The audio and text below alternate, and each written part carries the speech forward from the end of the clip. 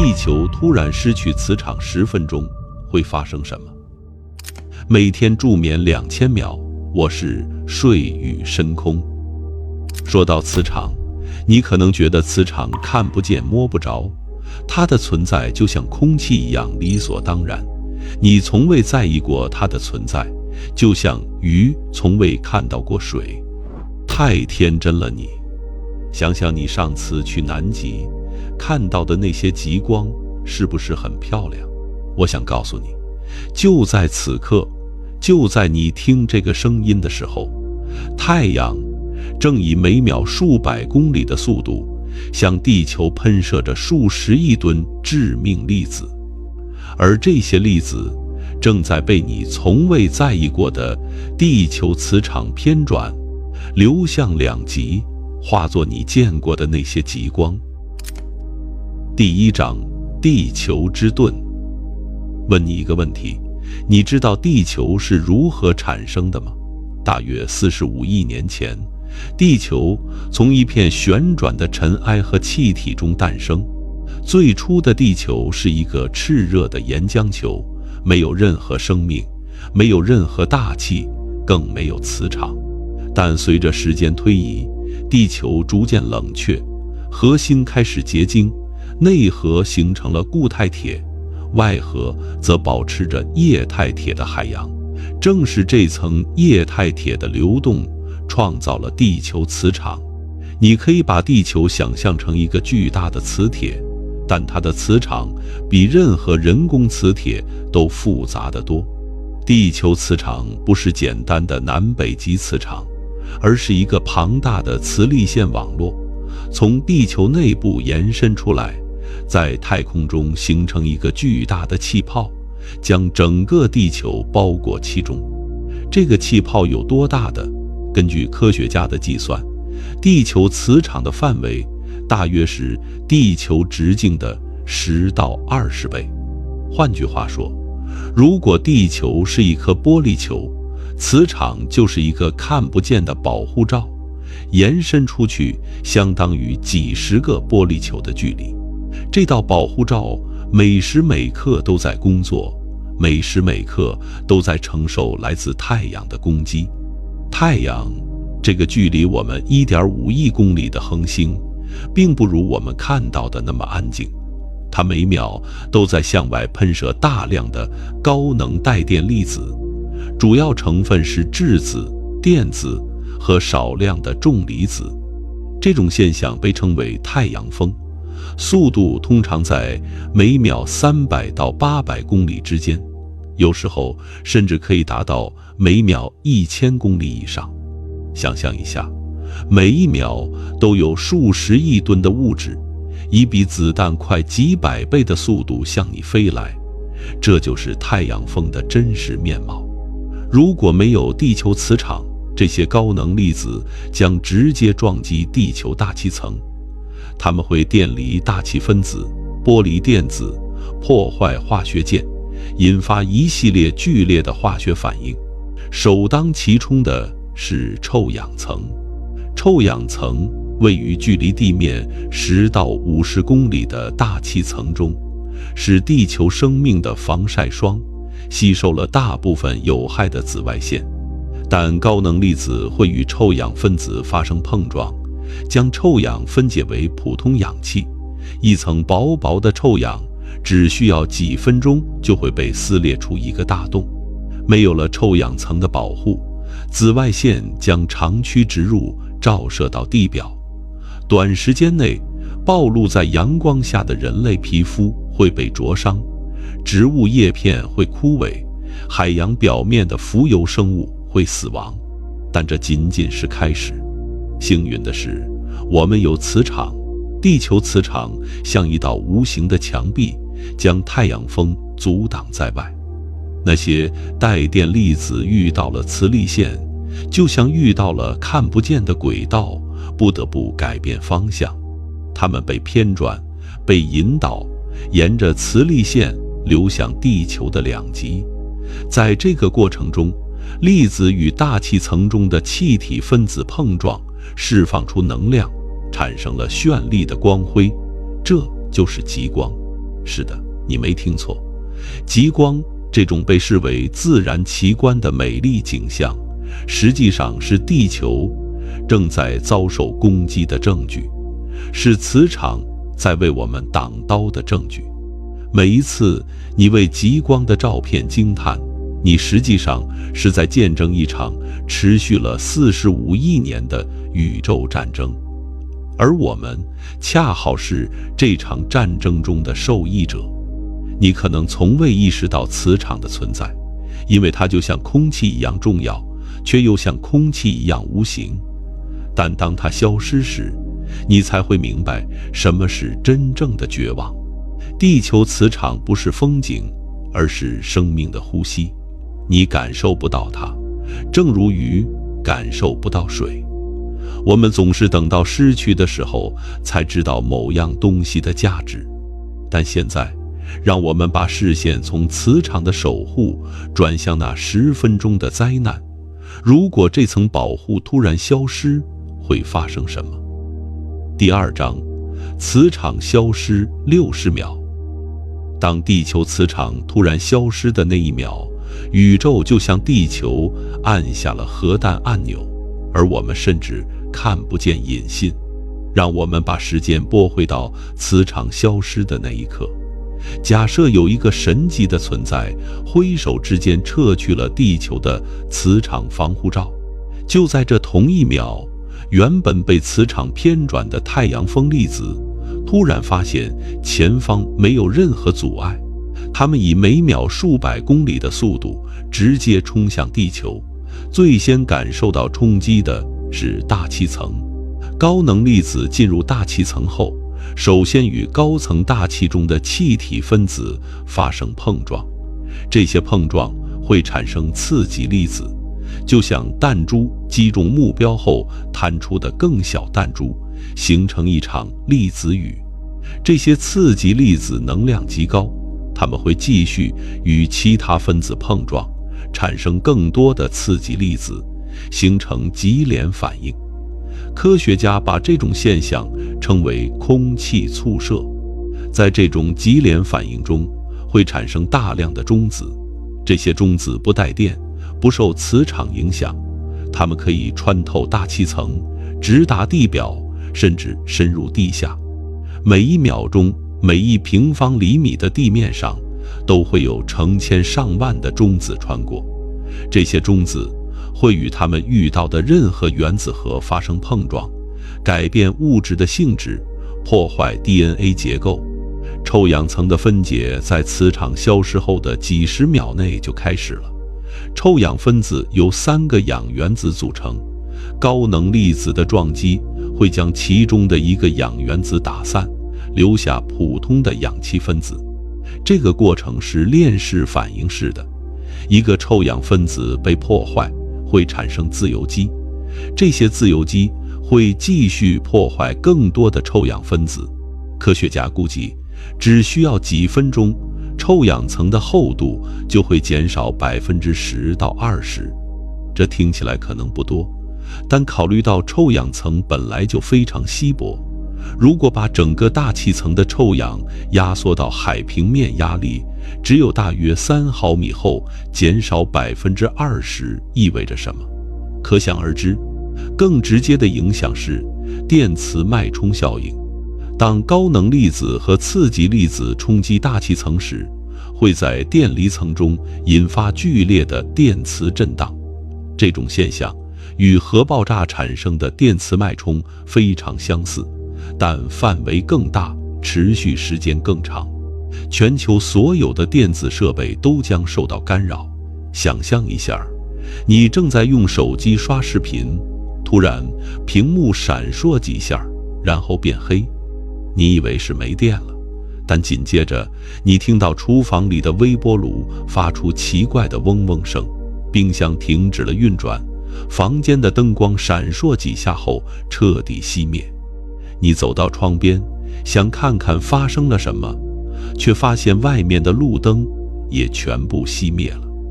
整个小区，整个城市都在同一瞬间陷入了黑暗。这不是科幻电影，而是物理学正在发生的事实。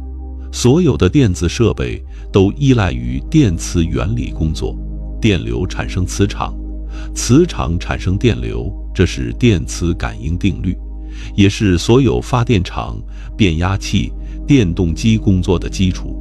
但当高能粒子引发的电磁脉冲扫过电路板时，会在导线中产生远超设计容量的电流和电压，半导体器件会被烧毁，存储芯片会被清空，电路板会被击穿，手机会变成砖头，电脑会无法启动，汽车的发动机控制系统会失灵。如果你正在开车，后果不堪设想。但电子产品只是开始，卫星才是重灾区。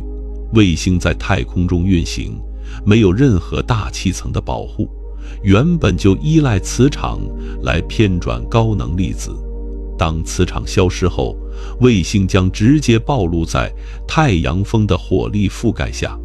卫星的电子系统处理器、存储器、通信设备、太阳能板都将在高能粒子的轰击下失效。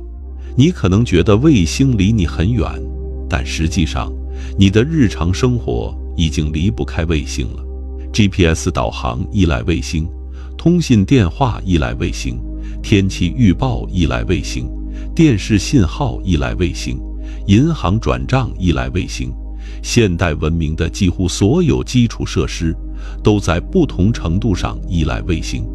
当卫星失效， GPS 将完全失灵，你手机上的地图将无法定位，国际电话将无法拨打，互联网将无法连接，天气预报将无法进行，你再也无法知道明天是晴是雨。科学家估计，全球每天因太阳活动造成的卫星故障多达数十起，而这些还只是在磁场正常工作，只有轻微太阳风暴的情况下。如果磁场完全消失，卫星将在几秒内被摧毁，就像没有任何防护的士兵暴露在炮火之下。磁场消失的第一秒，宇宙就像地球按下了核弹按钮，而我们甚至看不见引信。这不是危言耸听，这是物理学不可逃避的现实。但这仅仅是开始。60秒后，当第一波高能粒子风暴过去，真正的灾难才刚刚显现。第3章，5分钟技术文明的瞬间崩塌。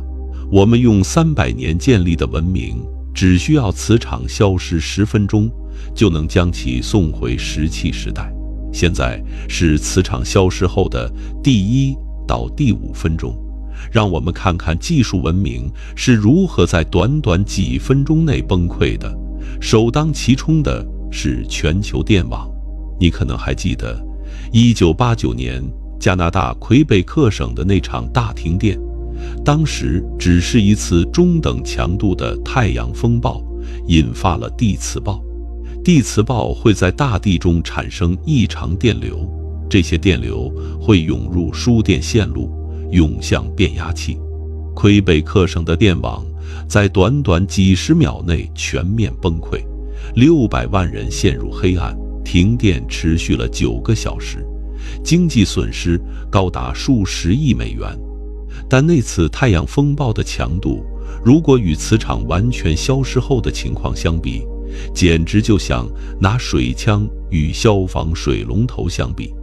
当磁场完全消失，太阳风粒子将不受任何阻挡地轰击地球，引发的是有记录以来最强烈的地磁暴。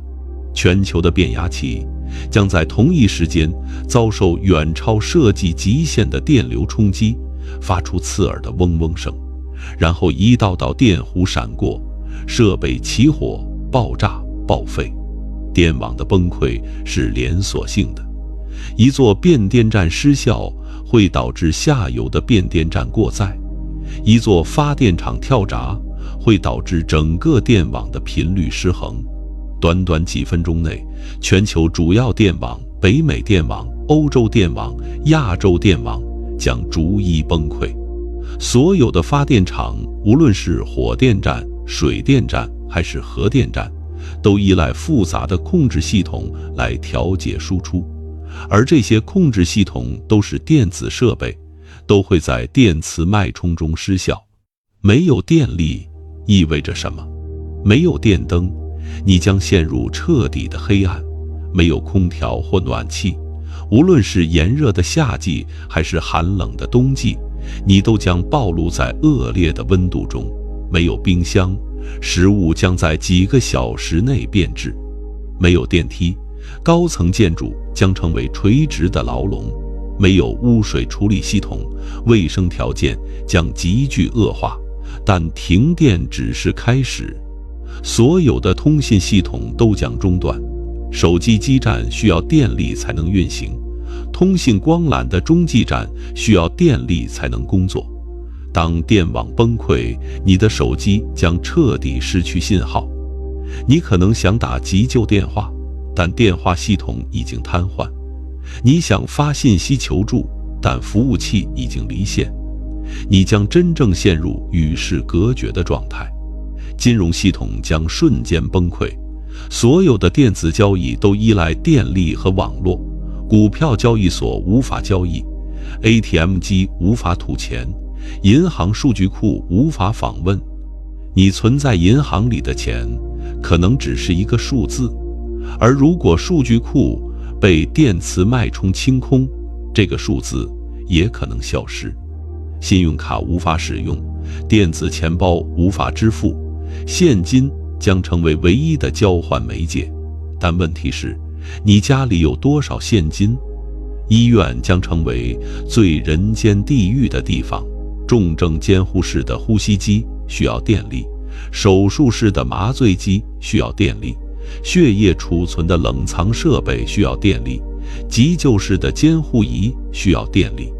当电力消失，重症病人将无法继续呼吸，正在进行的手术将无法继续，储存的血液将变质。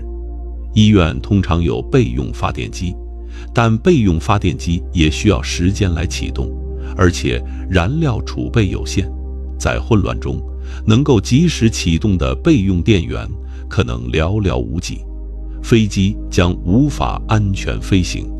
你可能正在天上，全球每天有超过10万架次的航班在飞行，飞机依靠 GPS 导航和地面雷达指引航线。当磁场消失， GPS 卫星失效，地面雷达可能也因为电力问题无法运行。更致命的是，在高纬度地区飞行的飞机，比如从北京飞往北欧的航班，将直接暴露在高能辐射中。飞机虽然有一定的防辐射设计，但那是为了应对正常的宇宙辐射，而不是这种强度的暴击。乘客和机组人员将受到相当于数十次 X 光检查的辐射剂量。想象一下，你坐在飞机上，正在10000米高空欣赏云海，突然驾驶舱的仪表盘全部熄灭，引擎发出异常的声响，飞机开始剧烈颠簸。机长试图与地面联系，但无线电只有噪音。飞机失去导航，无法确定自己的位置，只能凭借肉眼在云层的缝隙中寻找地面参照物。这不是电影，这是可能在磁场消失后的几分钟内真实发生的场景。你可能觉得10分钟很短，吃个饭都不够，但对于现代文明来说，这10分钟足以让它经历从繁荣到崩溃的完整轮回。我们用300年建立的文明，电灯、电话、电脑、互联网、卫星、高铁、摩天大楼，只需要磁场消失10分钟，就能将其送回石器时代。这不是夸张，不是恐吓，而是物理学不可逃避的终极命运。但技术文明的崩溃并不是最可怕的，最可怕的是生命本身也将在这10分钟内遭受灭顶之灾。第4章，10分钟生命的大规模消亡。地球用了40亿年进化出生命，而宇宙只需要10分钟就能终结这场进化。前几章我们讲述了磁场消失对技术文明的冲击，但如果你以为这只是文明的灾难，那就太天真了。这10分钟不仅是技术系统的崩溃，更是生命的大规模消亡。让我们从最微小也最关键的生命开始。微生物，土壤中生活着数不清的细菌、真菌和其他微生物，它们是生态系统的基础，是食物链的起点，是物质循环的关键环节。这些微生物大多生活在土壤表层几厘米的地方，几乎没有任何防护。当高能粒子穿透大气层，击中这些微生物时，会直接破坏它们的 DNA， 引发突变或死亡。海洋中的浮游生物同样无法幸免。浮游生物是海洋生态系统的基础，它们制造了地球1半以上的氧气，支撑了几乎所有海洋生命的生存。当高能粒子和次级中子穿过海水，浮游生物将大面积死亡。它们的死亡会引发食物链的连锁崩溃，浮游植物死亡，浮游动物失去食物，小鱼失去食物，大鱼失去食物，最终整个海洋将变成一片死寂。对人类而言，暴露在户外的人将直接受到辐射照射。高能粒子穿过人体组织时，会电离遇到的细胞，破坏 DNA 链，引发炎症反应，甚至导致细胞死亡。10分钟的暴露可能不会立即让人致命，毕竟我们的身体有一定的修复能力，但辐射暴露会增加患癌风险，这是经过科学证实的结论。遭受高剂量辐射的人可能会在几年甚至几十年后出现白血病、甲状腺癌、肺癌等各种疾病。但比癌症更直接的威胁是正在飞行的人。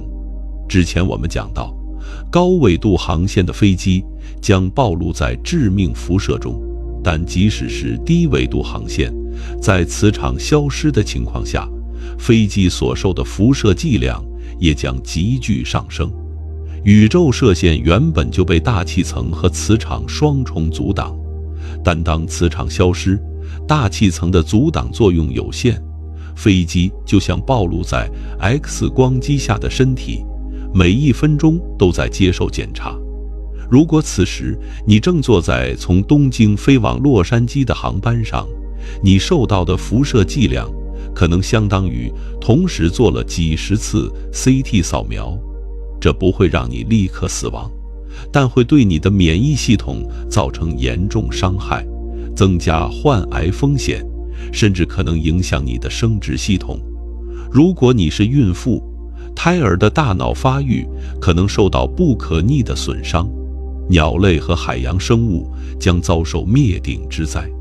许多鸟类依靠地球磁场来导航，它们的大脑中有微小的磁铁矿颗粒，能够感知地球磁场的方向和强度，帮助它们迁徙数千公里而不迷失方向。当磁场消失，这些鸟类将彻底失去导航能力，它们会在天空中盘旋迷失，无法找到迁徙的方向，无法到达越冬地，等待它们的是饥饿和死亡。海洋中的某些生物，比如海龟、鲸鱼，某些鱼类，同样能够感知磁场，磁场消失将彻底扰乱它们的导航系统。海龟可能游向错误的海域，鲸鱼可能搁浅在海滩上，鱼群可能迷失在广阔的海洋中。这不是猜测，而是有科学先例。2016年北大西洋的一次地磁异常就导致了大量鲸鱼搁浅，植物界也不能幸免。高能粒子将影响光合作用过程，破坏叶绿体结构，损伤光合作用相关的蛋白质，虽然10分钟不会造成永久性的伤害，但足以导致大面积的减产。如果磁场消失，发生在春季的播种季节，或者秋季的收获季节，农业将受到严重影响。更糟糕的是，辐射会破坏种子，种子是农业的根本。如果种子受损，来年的粮食产量将大幅下降。当你以为10分钟很短的时候，生命正在这10分钟内经历着毁灭性的打击。微生物死亡，食物链崩溃，植物减产，动物迷失方向，人类暴露在辐射中，地球将不再是离开时的样子。但让我们假设，10分钟后磁场恢复了，警报解除，我们幸存了下来，然后呢？我们就能回到过去的生活吗？很遗憾，答案可能是否定的。第5章，不可逆的终极命运。当地球失去磁场，它就失去了灵魂，只剩下一个被宇宙风干的躯壳。虽然我们的假设是磁场只消失10分钟，但让我们把思维再往前推一步，如果磁场永远不恢复呢？如果那道守护了地球45亿年的屏障就此永远消失呢？这个场景并不完全是科幻，火星就是一个活生生的例子。几十亿年前的火星可能拥有稠密的大气层，拥有液态水，甚至可能拥有生命，但后来火星失去了它的磁场。科学家普遍认为，火星的内核在某个时候冷却凝固，液态铁不再流动，磁场就此消失。没有了磁场的保护，火星的大气层开始被太阳风逐渐剥离。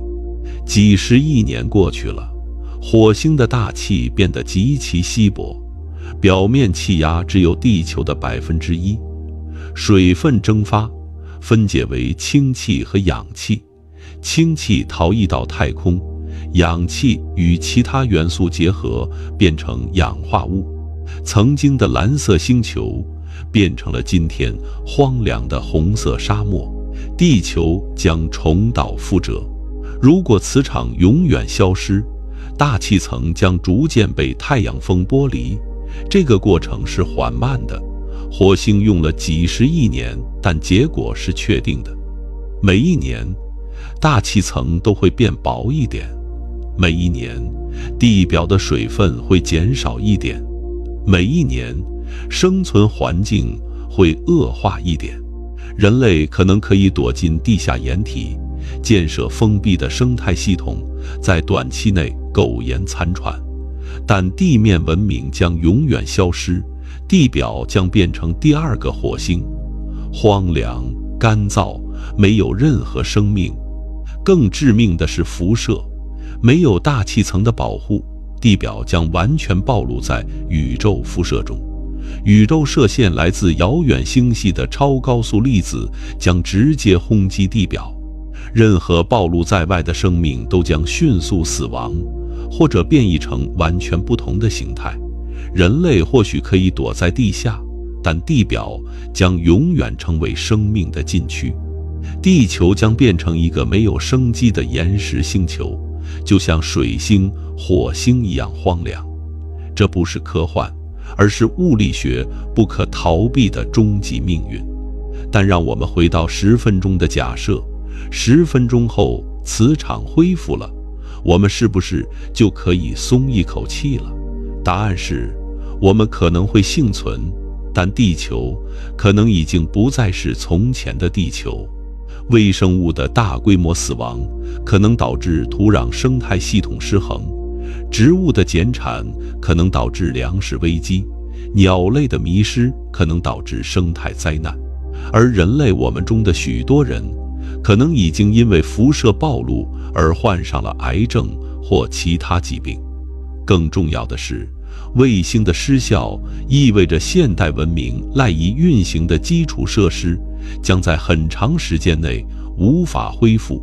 GPS 需要重新发射，通信卫星需要重新部署，电网需要重新建设，这可能需要数年甚至数十年，10分钟的灾难可能需要几代人的时间来修复。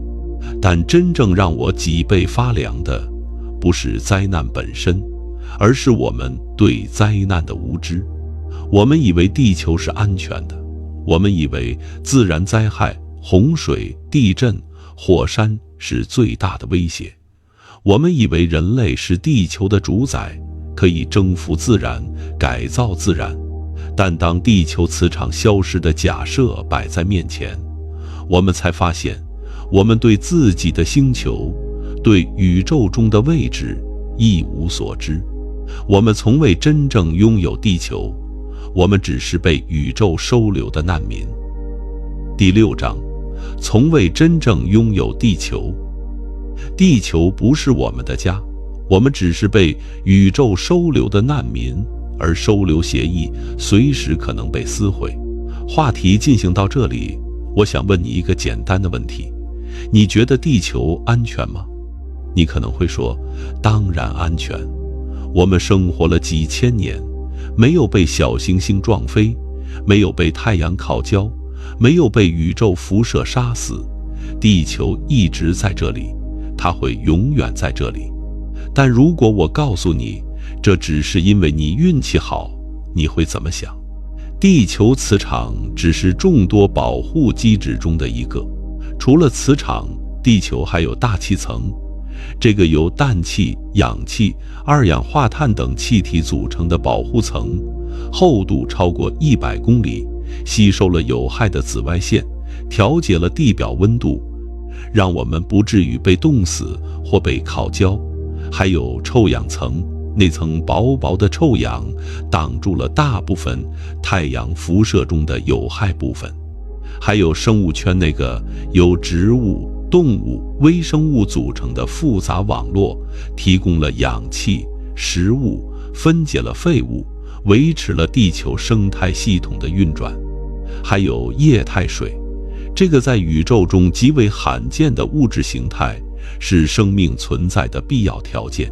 还有适宜的温度，不太热也不太冷，刚好让水保持液态。还有月球，那个我们习以为常的卫星，它用引力稳定了地球的自转轴，让季节变化不至于太过剧烈。所有这些条件必须同时满足，生命才能存在。任何一个条件的改变都可能导致生命的终结。而我们以为理所当然的一切阳光、空气、水、稳定的温度、夜晚的黑暗，实际上都是极其稀有的宇宙奇迹。天文学家做过估算，银河系中有大约2000亿到4000亿颗恒星，其中许多都有自己的行星。在这些行星中，有多少像地球这样适合生命存在？科学家估计，这个数字可能只有几百万，甚至更少。换句话说，在银河系这个拥有数千亿颗恒星的巨大星系中，像地球这样的星球，可能比沙漠中的沙子还要稀少。这是不是一个让人绝望的发现？地球的这些保护机制随时可能失效，小行星随时可能撞击地球。6500万年前的恐龙就是这样灭绝的。超级火山随时可能喷发，黄石火山一旦喷发，可能覆盖大半个北美洲。伽马射线暴宇宙中最剧烈的爆炸，如果恰好发生在地球附近方向，可能在几秒钟内摧毁臭氧层，让地球生命暴露在致命的辐射中。还有太阳，这个给我们光和热的恒星，也可能在几十亿年后膨胀为红巨星，吞没地球。我们只是恰好生活在一个相对平静的时期，这不是悲观主义，而是清醒的认知。但我为什么要告诉你这些？不是为了让你绝望，而是为了让你清醒。只有意识到我们的脆弱，才能真正珍惜当下。当你意识到地球只是宇宙中一个极其脆弱的避难所，当你意识到我们习以为常的阳光、空气、水都是宇宙级的奇迹，你就会发现，活着本身就是最大的恩赐。每一次日出都是一次宇宙的馈赠，每一次呼吸都是一次生命的礼赞。每一次你闭上眼睛准备入睡，你都应该感谢地球这个在浩瀚宇宙中孤独漂泊的避难所，仍然在这里，仍然在保护着你。但这种认知的颠覆并不需要导向绝望，相反，它可以导向一种更深层次的平和与浪漫。脆弱不是生命的缺陷，而是生命的本质。正因为会失去，拥有的每一秒才是永恒。如果地球永远安全，如果生命不会消亡，如果宇宙永恒不变，那么存在就失去了重量。正是因为我们终将失去，每一个瞬间才变得珍贵。正是因为生命如此脆弱，每一次呼吸才值得感恩。晚安。